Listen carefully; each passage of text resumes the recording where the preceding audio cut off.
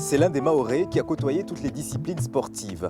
Au départ, professeur d'EPS au collège, mais aussi ancien directeur de la jeunesse et sport, Mayotte entière le connaît et l'a déjà entendu.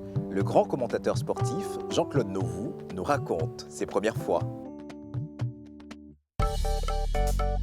Dans la vie, il y a toujours une première fois qu'on n'oubliera jamais. Dans tous les domaines, nos invités nous confient leurs souvenirs, leurs sentiments, ce qu'ils ont vécu. La première voiture, le premier bisou, le premier travail.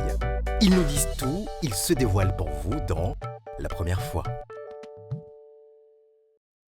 Ton premier voyage aux Comores. On peut l'intituler comme ceci, Voyage au bout de l'enfer.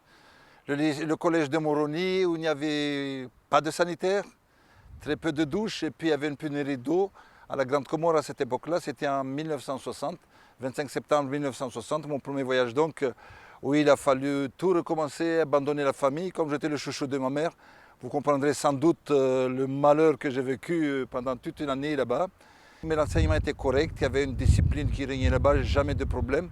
Mais c'est surtout du côté de la bouffe. La viande nous venait de Madagascar dans un sac à raffia, et puis c'était jeté dans un magasin, sans congélation, sans rien du tout. On prenait cette même viande qui sentait mauvais à 3 km et on la cuisait donc comme ça, on était obligé de manger. Pendant la première semaine, c'était la dysenterie à coup sûr. Et puis si vous passez le cap, vous êtes bon pour le service. Mais l'enseignement était formidable. D'ailleurs, tous les fonctionnaires actuels, les grands fonctionnaires qui sont à Mayotte, sont passés par le collège de Moroni, où il avait un enseignement impeccable, rien à reprocher. Un souvenir qui t'a marqué, l'inauguration du premier vol Air Austral. Je venais de déposer ma fille au collège de l'abattoir. Quelle surprise pour moi que de voir Madame Coco Djouma, l'une des leaders du MPM, Mouvement Populaire Mahorais, marcher à pied, gemme de bananes sur la tête et puis du manioc à la main. Et elle venait de son champ, habillée comme une paysanne mahoraise, quoi. Alors que là-haut, j'ai vu passer le nouvel avion d'Air Austral. Et le soir, à la télévision, on nous passe les images de ceux qui ont été choisis pour participer à ce vol inaugural. Ça m'a vraiment choqué, étant donné que Mme Coco Djouma, tout comme Mme Zaina Meres, Zenam Dere Bentit et les autres, ce sont elles qui ont fait que Mayotte aujourd'hui est département.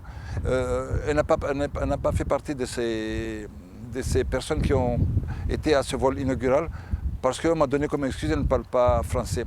Mais on pourrait très bien trouver un interprète à Paris. Elle aurait le plaisir au moins de voir la Tour Eiffel, de voir le président, mais là non, rien du tout. Elle est à l'abattoir, comme aujourd'hui encore elle est à l'abattoir, oubliée. On a oublié tout ce qu'elle a fait depuis. Et pourtant c'est une grande dame, Coco Djouma. Parle-nous de cette première fois devant un micro. Allez, c'était formidable parce que le monsieur qui était là, le directeur à l'ouverture de la radio, c'était un ancien légionnaire. Hein.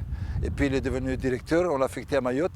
Et lors de ma première émission, donc j'avais enregistré et à la sortie du studio, il me dit « Hé petit con », il a parlé français, hein, il me dit « Hé petit con, tu es payé pour enregistrer, allez, tu retournes là-bas ». Bon, je suis retourné et puis c'est lui qui était aux commandes, aux manettes, donc on a fait un enregistrement super. Et à partir de là, il m'a dit « Petit, tu es bon pour le service ». Mais j'ai transpiré au studio, il faisait bon, il y avait la clim, mais j'ai transpiré. Avec la présence de ce monsieur, et puis jusqu'à maintenant ça tourne. C'était cette première fois.